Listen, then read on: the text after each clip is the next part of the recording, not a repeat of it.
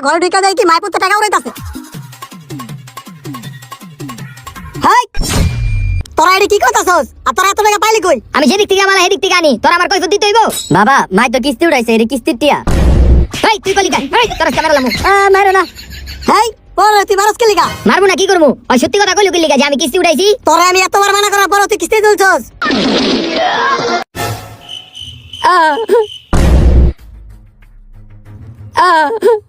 আয় আয় মা, তোমার হাতে দি রক্ত। তোর বাপে আমার মায়ের নাক ফাটাইছে, বুঝা গেছি গা। আমার এই সংসারে থাকুন যাবো না, টেকা দিতে হল আমরা যাবো গা। দে, আমি আর তোর সংসার করুম না, আমি যাইতেছি গা। তুই যাবি আমার লগে? আয়। ওই হন কি তুই যে কিস্তি তুলছস, এই কিস্তি টাকা দিব কেডা? তোর দেওয়া লাগবো না, আমি নিজেটা নিজেই দিব এই কিস্তির টাকা। আয় বাবা। না সামনে একটা কিস্তির লাগা ওরা আমার 12 বছরের সম্পর্ক নষ্ট হয়ে গেছে। না ওরা একটা সুযোগ দেই, ওরা আমি ফিরে লই। তুই আমার নাকটা ফাটাইছ, এটা তোর শাস্তি। ওই আয়।